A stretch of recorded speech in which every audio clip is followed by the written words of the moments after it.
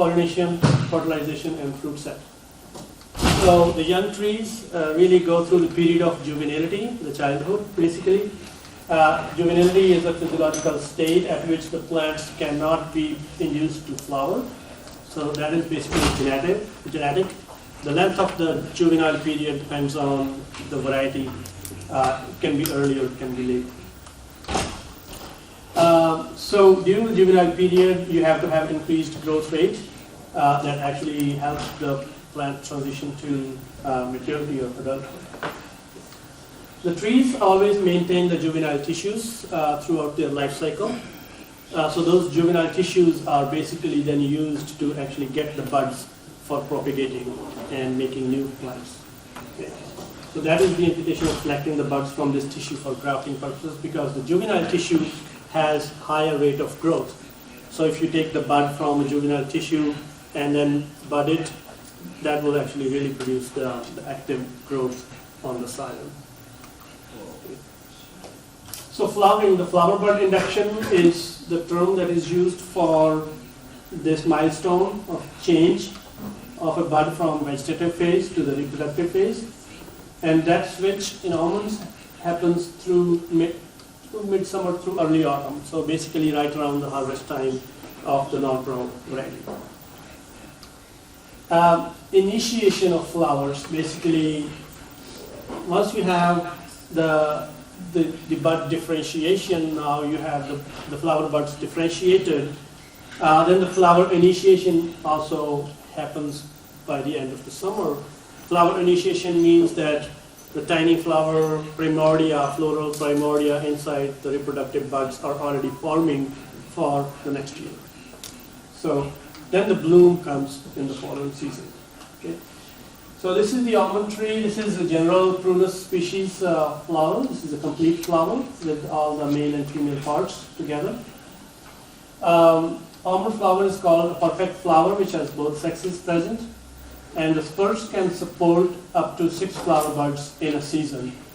So sometimes the spurs will bear flower, but eventually it may not end up bearing any fruit, but the spurs can bear up to 6 flower buds.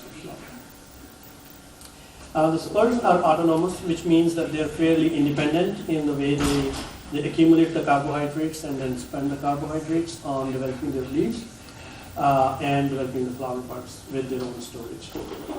We just discussed that the higher leaf area on a spur translates into higher chances of it producing the flowers in next year. It comes from another research that non-bearing spurs with higher than 50 centimeter square leaf area typically has more than 80% probability of flowering next year. So that came out of recent research from UC. Non-bearing spur means that spur did not have any fruit to nurture. It had only the leaves to nurture and produce the leaf area. So if that spur produces greater leaf area, greater than 50 centimeters square, that increases the chances of that spur beating the flowers next season to more than 80%. Again, the spurs in low light, they need more vegetative years before they can bear flowers, because it's all about how much carbohydrates they can accumulate. The spurs remain viable for 3 to 5 years. If they are in a very good position, they receive good amount of light, they have been producing good amount of leaves that accumulate more carbohydrates, they can stay alive for longer periods of time, more than 10 years. So the spur life really depends on light exposure, the bearing status of the spur year to year, and the prior season leaf area. So what that means for the management procedures. The growers need to concentrate on optimum water and nutrient program. Excessive vegetative growth leads to excessive shading that would reduce spur life. But you need to push some annual growth to produce new spurs. So basically it's all about creating a balance between having good enough vegetative growth. And then remove crisscrossing branches and dead wood to reduce shading. There are other factors that increase flower development, and there have been interesting work in almonds too. This is just a proof of concept that, for example, girdling increases flower development, and that's a proven concept in horticultural physiology. That when you girdle the tree, which means you remove a ring of bark, remove a ring of phloem around the particular branch, then you cut the connection of the phloem tissue that increases the number of flowers and fruit set on that particular branch. So this is basically makes sense in terms of physiology, because now you are maintaining all those carbohydrate reserves on that branch, and it's not translocating to someplace else. That has increased, and I went to an orchard, Bushel Nursery, people did a little experiment on ringing. We call it ringing or barking, or girdling the whole trees. They did ringing or girdling on the trunks or major limbs in the whole orchard, and that made a lot of difference. But it ends up being like an exercise in a lot of labor, so it might not be worth it on a big acreage basis. But as a proof of concept, they showed that in that orchard that it is possible.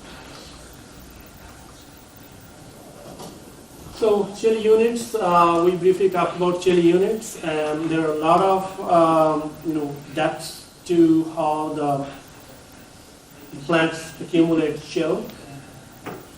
Usually the chill is required to break rest, and the temperature, the number of hours between 0 and 7.2 degrees Celsius through the winter season. That is the range that actually adds to the chill accumulation. There are a lot of variables to it, and a newer dynamic model of chill accumulation that has been really tested well in pistachios. It gives us a good estimation of chill accumulation in terms of chill portion. So I didn't want to go into the details of the chill portion model, the dynamic model, versus the Utah model or the conventional chill accumulation, chill average model that we have used in traditional crops. So if you have really lack of chill in your area, then you can have retarded development, late bud break, erratic bloom, pollination problems, or delayed leaf out or vegetative bud. So there are some examples from other crops. For example, the apple trees need enough vegetative growth in the season prior to flower bud initiation. So there are some requirements. So you have to have good amount of vegetative growth to support the crop. Flower initiation, flower inhibition from heavy crop loads the previous year has been seen as biennial bearing in apple, pistachios, even oranges and olives. In general, the almonds are not alternate bearing on a whole tree basis. The individual spurs are definitely alternate bearing, but doesn't make a significant difference on the level of the tree. Let's jump to pollination.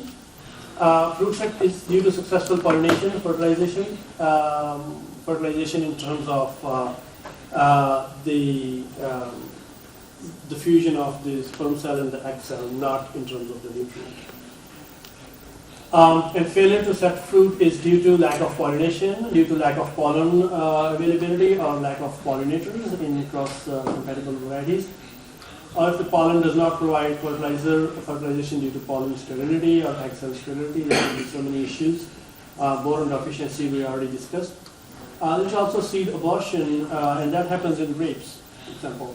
The embryo abortion is one aspect of failure to set fruit. And it can also result from high nitrogen status in some cases. We already talked about boron and calcium. Pollinizers and pollinators. Just to differentiate between these two terms, pollinizer would be a variety which is used to pollinate the other cross-compatible variety. Many California varieties are self-incompatible, which means they have to have pollinizer trees. Pollinator, on the other and pollinator is basically the method that does the pollination. In case of almonds, it's the bees. In case of pistachios, wind is the pollinator. And in case of almonds, bees are the pollinator. So we use a lot of honeybees every year in California almonds. And the bees work on the first flowers that they see, and then they pollinate, cross-pollinate. And the usual recommendation for the California orchards is 1 to 2 hives, 1 to 2 basically colonies per acre. And those colonies, the university recommends, like we define a full frame, like 6 to 8 frame colony. So 1 to 2, the standard recommendation is 2 hives per acre, and those 2 hives are like full frame, 6 to 8 frame hives. If you have bigger hives, like 10 to 14 frame hives, then you can actually reduce that proportion. It's all about the number of bees. Minimum air temperature has to be 55 to 60 degrees Fahrenheit. Basically translates to 11 to 13 degrees Celsius, maybe 11 to 14. And ideal clear conditions with low wind. Each year in California, we have 1.5 to 2 million hives in California almonds. Almond pollen is the first source of nutrition for the honeybees. So in a traditional orchard design with self-incompatible variety in California, the main variety and the pollinators must have the overlapping pollination, the bloom period, so that they cover at least a significant portion of the main variety. Then you need to have adequate spacing and location of pollinators relative to the main variety. And then the bees and other insects, pollinators are provided at the right time. And the weeds that are blooming, they will need suppression. So the regular practice is to cut down the weeds at that time, to mow them down, and not to use the chemical weed. So orchards with the self-pollinator varieties are obviously designed differently. So I found this interesting, image from one of the USDA's presentations, and it comes from Paramount Farming's researchers. So this is basically the bee movement patterns and in the orchard. So bees have random rotating patterns from tree to tree during a normal activity. So warm temperatures, lack of rain, low wind speed translates to maximum bee activity. The maximum bee activity is basically within 300 meters of a hive, and these are the usual patterns that they study. Orchard design for the cross-pollinated varieties. The orchard goal is basically to have uniformity, so they are planted in a certain fashion. In almonds, we have single rows alternating with pollinizer and the main variety. These days, typically, we have 50% of primary variety and 50% of pollinizer. For example, Monterey is a good pollinizer with non-pearl, so we have non-pearl Monterey, non-pearl Monterey. Traditionally, in some cases, the growers want to double down on it and have 2 pollinizers in 25-25 ratio for them. So you have 50% trees of your main variety, and then your pollinizers are split into further 25-25. So a good example of that is, for example, non-pearl Monterey Carmel. So this 50% is further of that 50%. So basically it's 50, 25, 25. So basically a good pattern of planting is non-pearl, Monterey, non-pearl, Carmel, non-pearl, Monterey, non-pearl, Carmel. So that has, in some cases where you have isolated orchards, where you don't have the bloom overlap or the bee overlap from neighboring orchards, these having 2 varieties instead of 1 can sometimes benefit in terms of covering the bloom for your main variety from the front and back of the bloom window. But you need to consider the harvest timing. So, sometimes they have to have 3, harvests in these cases. Okay. So then there's the concept of effective pollination period. There is a time of lag between the pollination and fertilization. So the flowers open and stay receptive for a certain number of time, and then there is the effective pollination period. Once the flower opens, so basically the embryo has a limited time when the ovary is receptive to basically create the fertilization. The EPPs can range from 3 to 12 days depending on the variety and climate conditions. The climate is really an important factor, particularly the temperature and the moisture conditions during that time. So let's talk about the self-fertile varieties. I came across this recent research done on self-fertile variety independence. And the researchers have shown that although theoretically the self-fertile varieties are able to independently set fruit without any bee activity, theoretically they are self-fertile, but to have best of the yields, they still benefit from some amount of bees. Although that bee activity is obviously reduced, the bee requirement is obviously reduced. In case of this paper, the yield of independence variety was 60% higher when the bees were present. The bottom line is the reduced number of hives per acre to save cost while you can still benefit from the bees. So, management strategy. Self-fertile varieties don't need bees to set crop, but in California, experts recommend a quarter to a third the amount of beehives as you would have in conventional. So you reduce the number of hives significantly, but you still have some bees. So this means, let me see if I did the conversions correctly to hectares. This means 2 hives for every 3 to 4 acres, reducing it 2 hives per acre, from 2 hives per acre to actually now 2 hives per 3 to 4 acres. So that is how you reduce the amount of hives.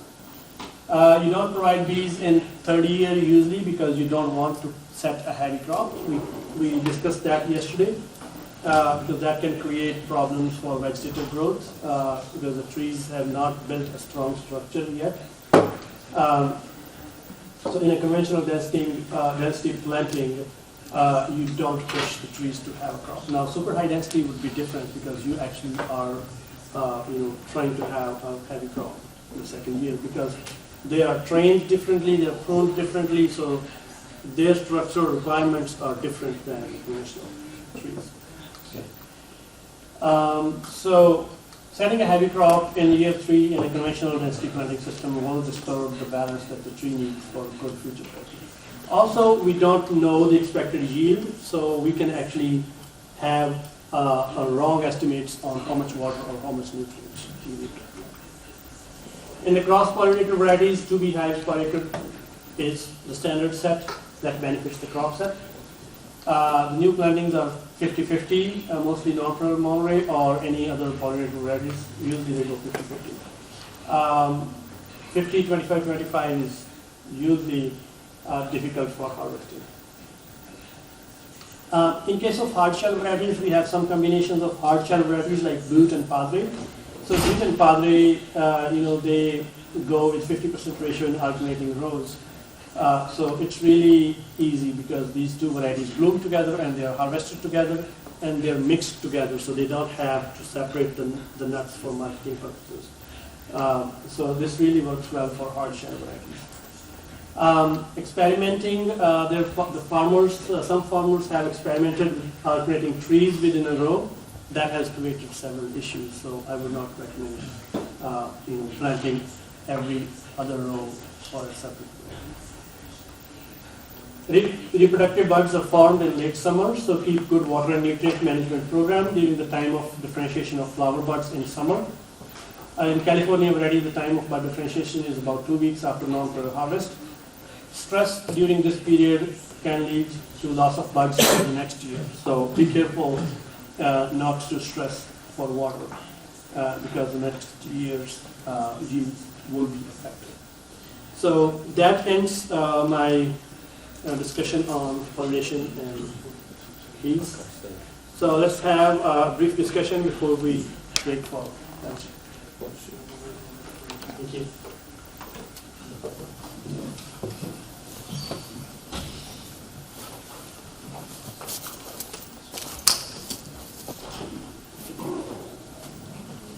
Hello? Sorry? Here. I have a question from the previous topic, if it's not a problem. So, you mentioned that mild stress is beneficial and even necessary for trees, and absence of it can even produce problems. Would you recommend it for the trees in their first years and in their formating years as well?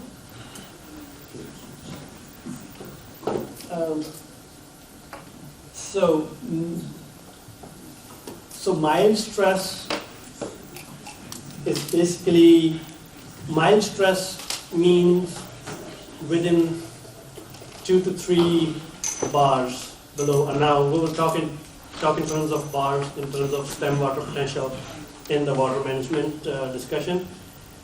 So the mild stress means that the trees are not fully saturated with water all the time. And that is okay. But when it comes to moderate stress, that can really harm the growth of young trees. So I would not recommend the moderate to severe stress in young trees, because we need a lot of vegetative growth. So we don't want water to be limiting factor. So in general, just to explain that point a little bit, like when I said the almond trees are conditioned to withstand some water deficit, that is just because you do not keep the water status to fully saturated, like close to the what you call the baseline stem water potential. So in other terms, if you create a wet field-like situation, you are fully irrigating the trees all the time, and are not creating the periods of periods of time where you can have enough air movement through the root zone and periods of low soil saturation, then the trees can really respond in a sensitive way. And almond trees show yellowing in the middle of the canopy with a little bit of overwatering really quickly. So in that sense, you have to actually stay a little bit under in terms of saturating your soil.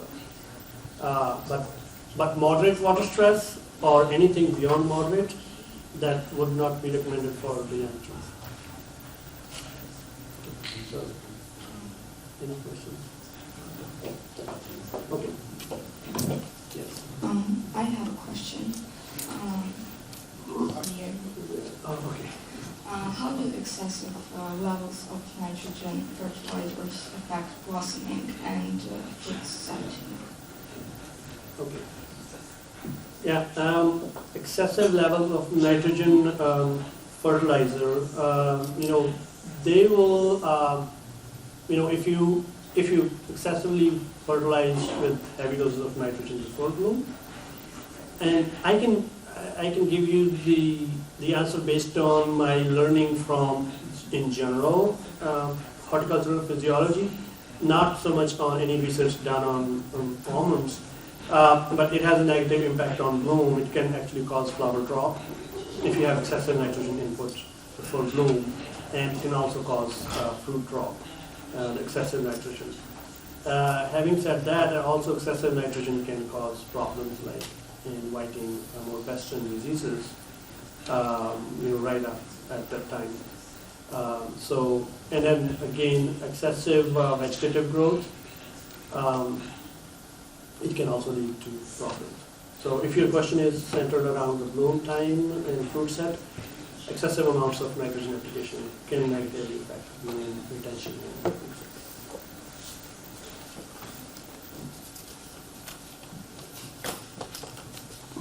Hello. Yeah. Hi. Yeah, it's working. Hi.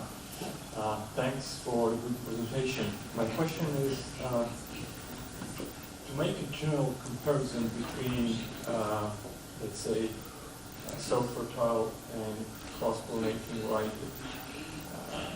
So if there is a two variety which is suitable, one is self-fertile, another one is cross-pollinating, and it was suitable to the orchard requirements like soil, weather, etc. Is it true that self-fertile is better because, for example, the reason that you said for the bees, or cross-pollinating might have some disadvantage? So if there is, on the table there is just two varieties, is it true that you have to go with the self-fertile because it's much easier to operate and it might have some lower costs? Yes. So the main reason for going self-fertile varieties is basically the easy orchard management, because now you can actually reduce your harvest costs and you can manage a single variety under the single management program. So that is really important, especially in California where the cost of cultivation is really high. So if you save on labor, or if you save on management costs, if you save on harvesting, you are increasing your income. Then not just the harvesting, but in California you have to irrigate your two varieties differently. Sometimes you shut off one variety and just irrigate the other variety. So there is a lot of management needed there. So solid planted self-fertile variety block, especially for smaller plantings where you don't have much volume of acreage, just 40 acres, 50 acres. So that becomes really important to cut the costs down and plant a solid block that you can harvest. So that is really the driving reason. Thanks. And I have a second question. Maybe it's a topic of another communication I just want to ask. Even in case of self-fertile varieties, as far as I know, it's suggested to plant different varieties in the orchard, right? Not having one. So maybe self-fertile different varieties. For the self-fertile or cross?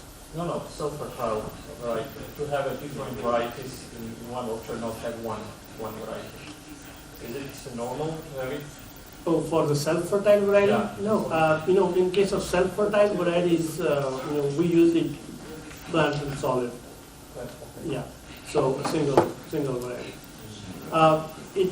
It might depend on your management decisions to have diversifying, to have your whole operation diversified, depending on your marketing preferences, and that's a different story.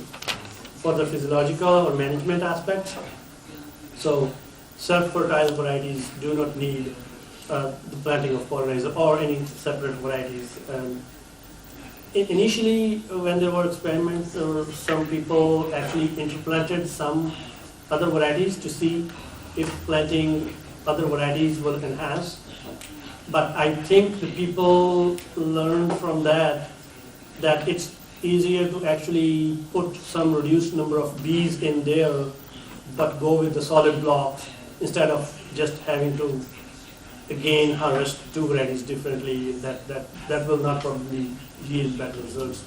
But having solid block, maybe a little bit of bees will help increase the yield. What about if we do not have pollinators in cross-pollinating varieties? Okay.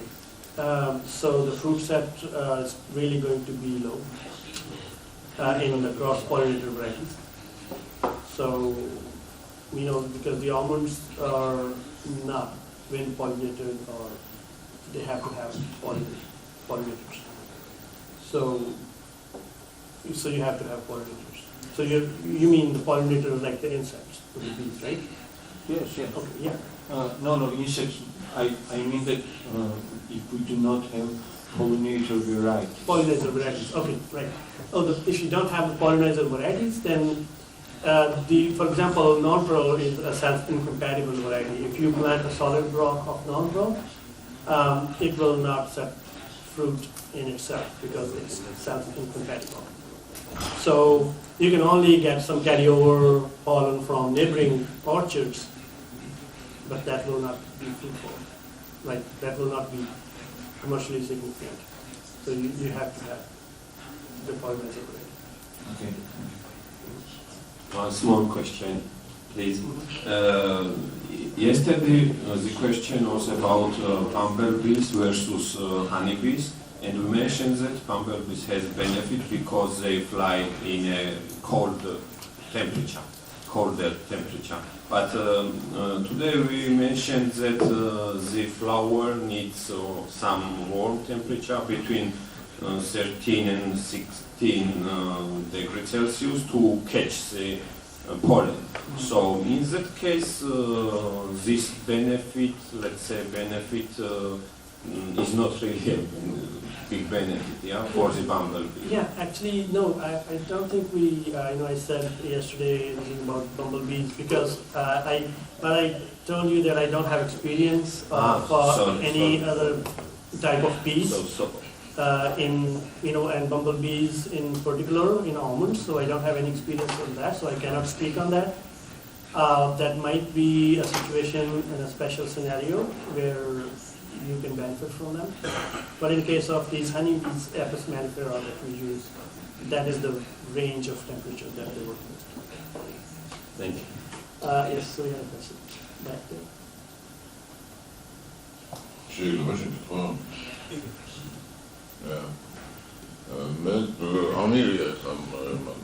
Saneliem და სუპერნოვას მომემედოდა, მაგრამ შიგადაში ნოპარელია გამორებული. და ეს ნოპარება მომცა ნაყოფი და ეს რას ნიშნავს, რომ უნტერიც არის და რამე შერეული თუ რამ განაყოფია ეს ნოპარება.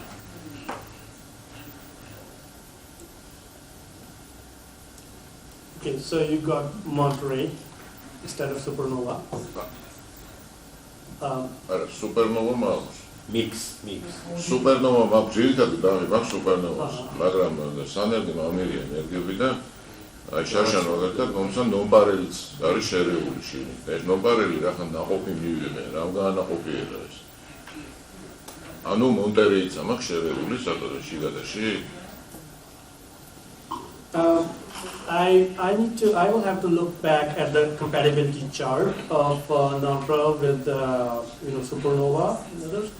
But we know non-pro is compatible with Monterey, but it might be that the non-pro is compatible with supernova as well. So if it's cross-compatible, non-pro can actually get pollinated from a lot of different varieties other than non-pro. So yeah, it could be that your other varieties are pollinating non-pro. It's not that non-pro is only compatible with a certain variety. It is compatible with so many different varieties.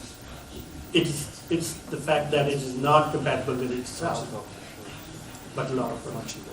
So that's all I can say without looking at the cross-compatibility. Okay. Yeah. Good day. Okay.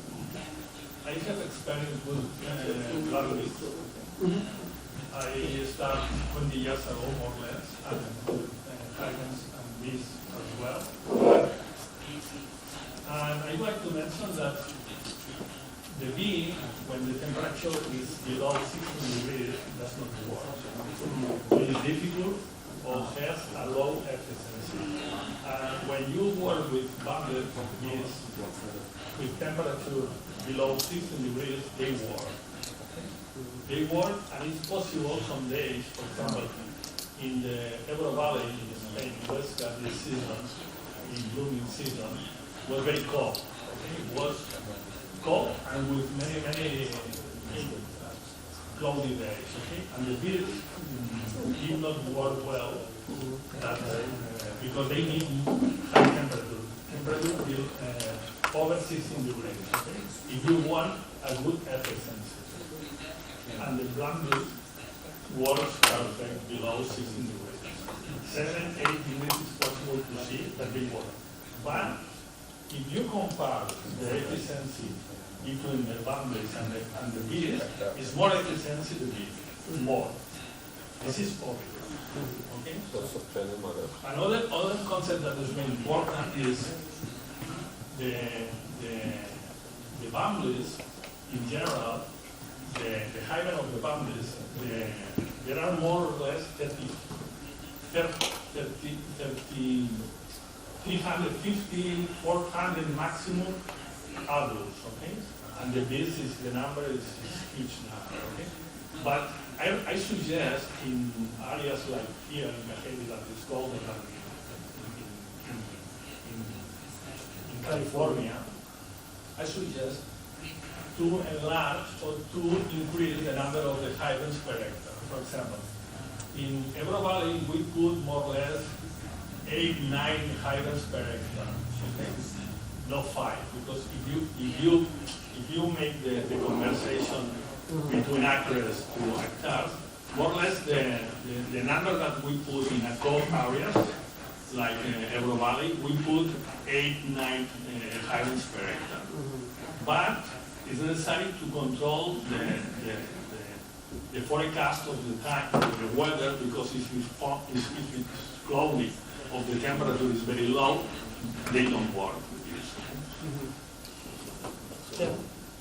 Thank you for your input. This is really valuable input, and this is the reason why we need to, work for site-specific conditions, right? So we don't have this kind of work done in California because we didn't need to.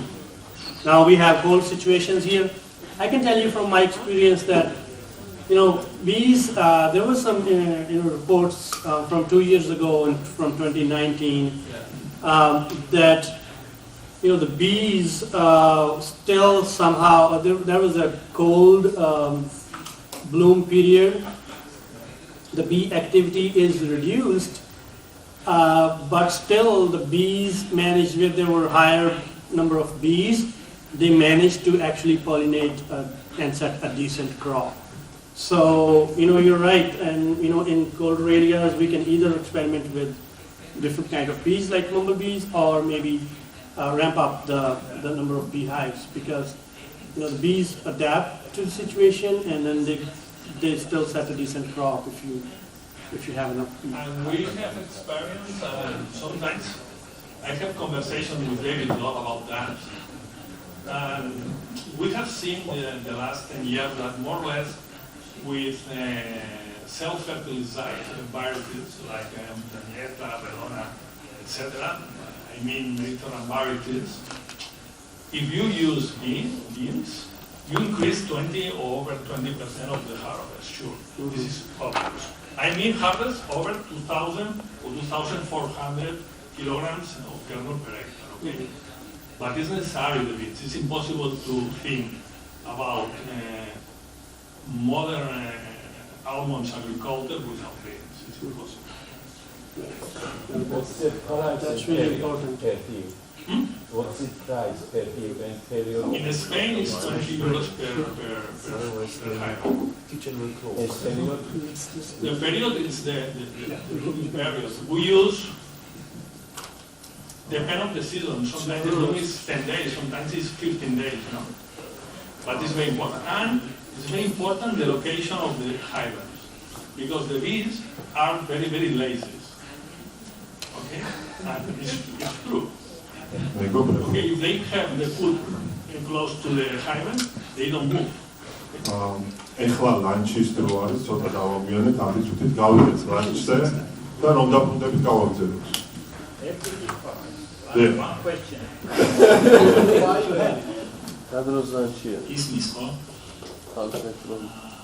My question would be a little bit backwards. We've already mentioned that almond tree, during hibernation, can handle with minus 15, minus 20 degree Celsius, yeah, for some time. But if how severe winter is crucial for almond tree? This is my question. Yeah. Does it influence yield quantity and quality or not? Yeah, I don't think minus 15 the almond trees are going to, a commercial almond orchard would sustain in a minus 15 to minus 20. So that would be, in my experience, I have not seen. Microphone. Oh, sir. in my experience, I've not seen, or heard about commercial almond orchards surviving in those harsh winter conditions like -15 or -30 degrees Celsius. That would be damaging for the trees. Yeah. If winter period is severe, in good case that this is -5, -10 maybe, and almonds survived. They did survive, but they don't have enough energy to bloom or to produce some fruits. So yield will be decreased. Yeah. Yeah. Right. And then again, there's another thing that goes back to that point that in those conditions, probably the onset of winter will be earlier and the bud break will be later. So to begin with, the trees have smaller, shorter window of season to accumulate carbohydrates. So the trees will be further, poor in terms of their carbohydrate health. So that will add up to the problem. Yeah, in our reality, in some part of Georgia, we have some kind of severe decreasing winters. So I think it would be an issue for us. Yeah, that could be. Excuse me. I have Yeah, seen let's go to damage lunch. in the-